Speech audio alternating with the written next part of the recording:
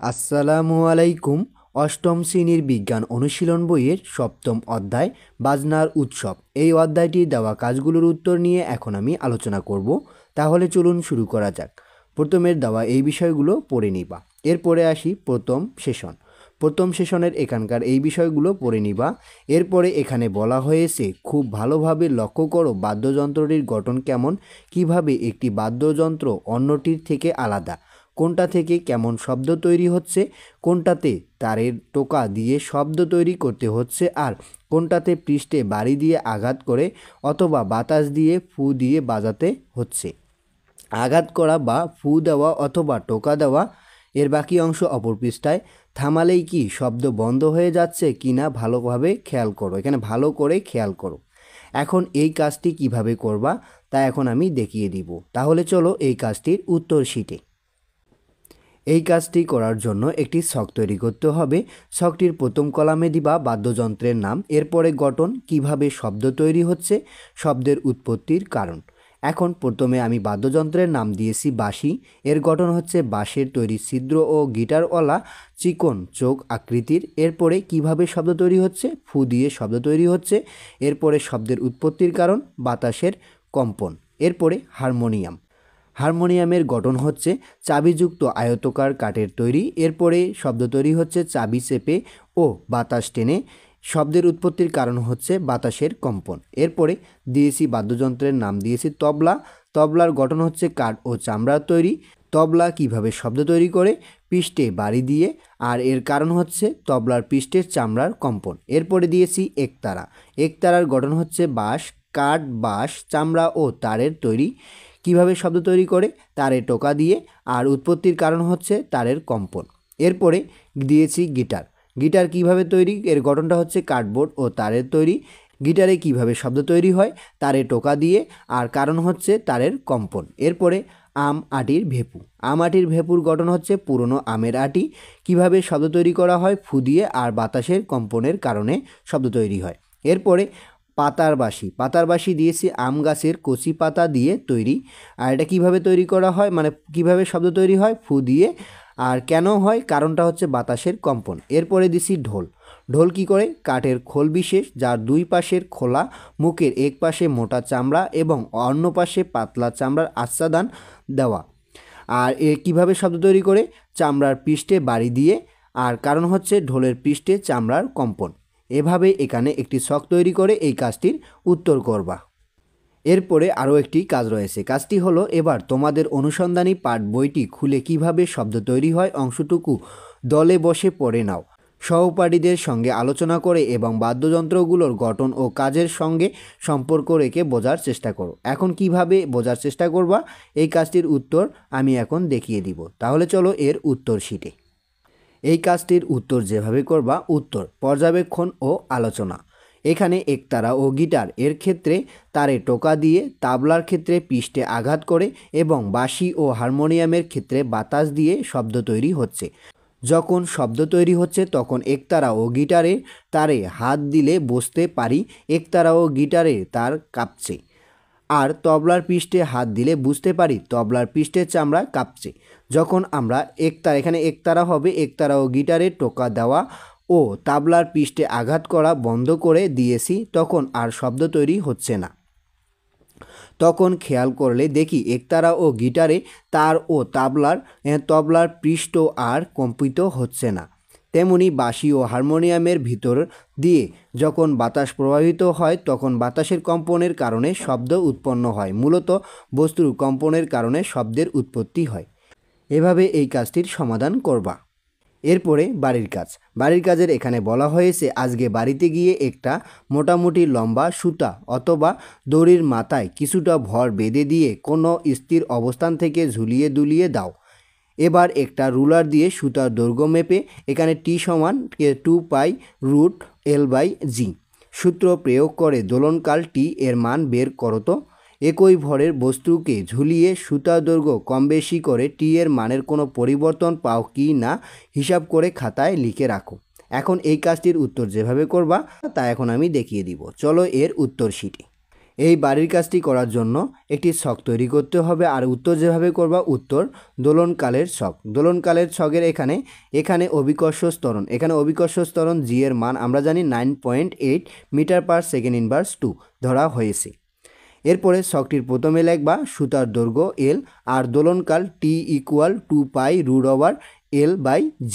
এখন প্রথমে এখানে আমি সুতার দৈর্ঘ্য দিয়েছি 10 সেন্টিমিটার বা 0.10 মিটার। এখন এই সূত্রটিতে যদি আমরা এল এর মান বসিয়ে দেই আর অভিকর্ষ ত্বরণের মান আমরা জানি 9.8, এখন ক্যালকুলেশন করলে এর মান হচ্ছে 0.63 সেকেন্ড। এরপরে 12 সেন্টিমিটার নেওয়ার কারণে হচ্ছে কি বা 0.12 মিটার, আর ক্যালকুলেশন করলে সেকেন্ড আসে 0.69 সেকেন্ড। এরপরে এখানে 15 সেন্টিমিটার বা 0.15 মিটার। তাহলে এখানে ক্যালকুলেশন করলে সূত্রতে হচ্ছে 0.77 সেকেন্ড। এরপরে 20 সেন্টিমিটার বা 0.20 মিটার নেওয়া হলে সূত্রতে বসিয়ে মানটি বের হয় 0.89 সেকেন্ড। এরপরে 25 সেন্টিমিটার বা 0.25 মিটার নেওয়ার ফলে হচ্ছে কি এখানে 1.00 সেকেন্ড।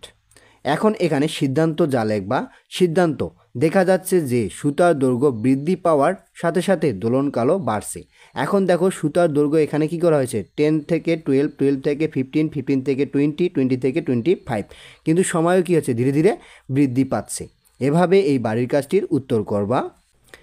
এরপরে আসি দ্বিতীয় ও তৃতীয় সেশন। দ্বিতীয় ও তৃতীয় সেশনের এখানে প্রথমে দুটি কাজ রয়েছে। এখন চলো এই কাজ দুটির উত্তর কিভাবে করবা তা এখন আমি দেখিয়ে দিব। চলো এর উত্তর শিটে। প্রথম কাজটি হলো প্রত্যেক দলের কাছে একটা 3 থেকে 4 মিটার লম্বা দড়ি, সম্ভব হলে নাইলনের দড়ি আছে। এখানে আছে জানালার গ্রিলের সঙ্গে দড়িটিকে বেঁধে নাও, অথবা এক প্রান্ত একজন ধরে রেখে অন্য প্রান্তে একটু জোরে ঝাঁকুনি দিয়ে দেখো তো একটা ঢেউও তো দড়ি বেয়ে অপর প্রান্তে যেতে দেখেছো কি না। এখন এখানে যে পর্যবেক্ষণ ও সিদ্ধান্ত নিবা, পর্যবেক্ষণ ও সিদ্ধান্ত। ঝাঁকুনি দিলে দড়িটি ঢেউয়ের মতো ওপরে ওঠে এবং নিচে নামে, এই ঢেউটিকে বলা হয় তরঙ্গ। এখানে আমরা দেখতে পাই দড়ি নিজের জায়গা ছেড়ে যাচ্ছে না, অথচ তার ভেতর দিয়ে তরঙ্গ অন্য প্রান্তে পৌঁছে যাচ্ছে। এ থেকে আমরা বুঝতে পারি তরঙ্গ এক স্থান হতে অন্য স্থানে শক্তি সঞ্চালন করলেও মাধ্যমের কণাগুলো স্থায়ী পরিবর্তন হয় না। কম্পনের দিক ও তরঙ্গের সঞ্চালনের দিক পরস্পর লম্ব। এ ধরনের তরঙ্গকে অনুপ্রস্থ তরঙ্গ বলে। এখন এই যে আমরা কিভাবে ঢেউটি দেখাবো, এই যে দেখো দড়িটি নেওয়া হয়েছে, এভাবে কি করবা একটা চিত্র অঙ্কন করবা। এখানে ঢেউ আকৃতি হয়ে গেছে। এরপরে দেখো কম্পনের দিক, কম্পনের দিকটা কি এই যে একবার উপর দিকে একবার নিচের দিকে, তারপর আবার উপর দিকে আবার নিচের দিকে আবার উপর দিকে। এখন এখানে দেখো তরঙ্গ সঞ্চালনের দিক। এখন এটা চিত্রটা কিসের চিত্র হচ্ছে দড়ি দিয়ে সৃষ্ট তরঙ্গ। এরপরে আসি পরের কাজটিতে। পরের কাজটি হলো এবার একটা স্প্রিং নাও, স্প্রিংয়ের এক প্রান্তে কোনো একটা জায়গাতে শক্ত করে আটকে রেখে অথবা কেউ একজন ধরে রেখে অন্য প্রান্তটিকে নিয়মিত সময় ব্যবধানে পরপর কয়েকবার টোকা দিয়ে দেখো তো, কিংবা সামনে সামান্য টেনে ছেড়ে দিয়ে দেখো কি ঘটে। স্প্রিংটিকে কি সামনে এগিয়ে যেতে দেখেছো? এখন এই কাজটির উত্তর যেভাবে করবা, উত্তর পর্যবেক্ষণ ও সিদ্ধান্ত।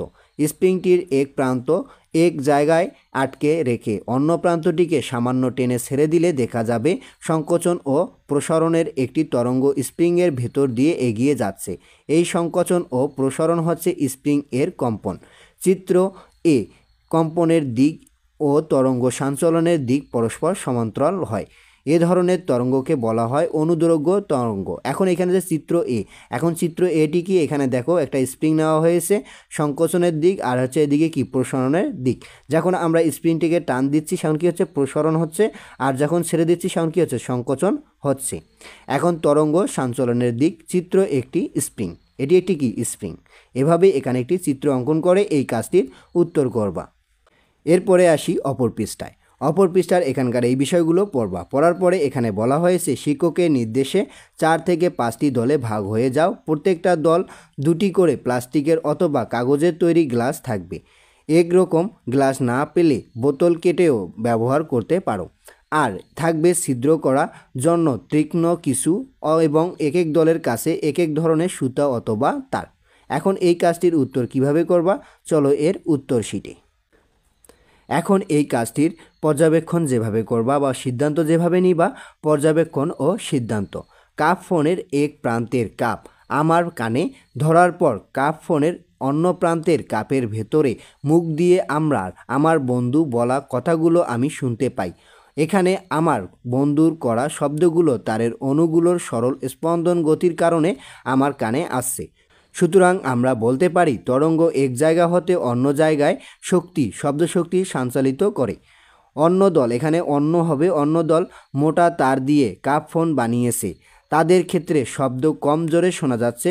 সুতরাং শব্দের তীব্রতা তারের প্রচ্ছদের ক্ষেত্রফলের ব্যস্ত অনুপাতিক। এভাবেই এখানে এই কাজটির কী করবা, পর্যবেক্ষণ ও সিদ্ধান্ত নেবা। এরপরে এখানকার দেওয়া এই বিষয়গুলো পড়ার পরে এখানে একটি বাড়ির কাজ রয়েছে। বাড়ির কাজটিতে বলা হয়েছে আজকে বাড়িতে গিয়ে একটা গোল বাটির ওপর পাতলা পলিথিন টান টান করে পেঁচিয়ে নেবে। বেলুন কেটে এর রাবারটাকেও ব্যবহার করতে পারো। এটার ওপর খুব হালকা কিছু যেমন মুড়ি, জিরা অথবা শুকনো মরিচের বীজ কয়েকটা ছড়িয়ে দাও। এবার একটা স্টিল অথবা কাঁসার প্লেট ওই বাটিটার পাশে ধরে, তবে স্পর্শ না করে, প্লেটের পৃষ্ঠে বড় চামচ দিয়ে বাকি অংশ অপর পৃষ্ঠায় জোরে জোরে কয়েকবার আঘাত করে শব্দ তৈরি করো। দেখো তো বাটির ওপরের মুড়ি বা বীজগুলোর অবস্থার কোনো পরিবর্তন হচ্ছে কি না। এখন এই বাড়ির কাজটির উত্তর কিভাবে করবা তা এখন আমি দেখিয়ে দিব। চলো এই বাড়ির কাজটির উত্তর শিটে। এখন এই বাড়ির কাজটির দেওয়া পর্যবেক্ষণটি তোমরা বাড়িতে করার চেষ্টা করবা। করার পরে এখন পর্যবেক্ষণ ও সিদ্ধান্ত নিতে হবে। এটা কিভাবে নিবা? উত্তর, পর্যবেক্ষণ ও সিদ্ধান্ত। দেখা যাবে বাটির ওপর মুড়ি বা বীজগুলো কাঁপছে। খুব জোরে আঘাত করে শব্দ তৈরি করলে মুড়ি বা বীজগুলো লাফিয়ে উঠছে। এরপরে সিদ্ধান্ত, কাঁসার বা স্টিলের প্লেটে আঘাত করার ফলে যে শব্দ তরঙ্গ উৎপন্ন হয় সেই শব্দ তরঙ্গের মাধ্যমে সঞ্চারিত শক্তি মুড়ি বা বীজগুলোকে লাফিয়ে উঠতে সাহায্য করে। এভাবে এই বাড়ির কাজটির উত্তর করবা। তাহলে আজকে এ পর্যন্তই। এর পরবর্তী ভিডিওতে আমি এর পরে দেওয়া কাজগুলোর উত্তর নিয়ে আলোচনা করব। ধন্যবাদ সবাইকে এতক্ষণ সঙ্গে থাকার জন্য। ভিডিওটি ভালো লাগলে লাইক এবং সাবস্ক্রাইব করবেন।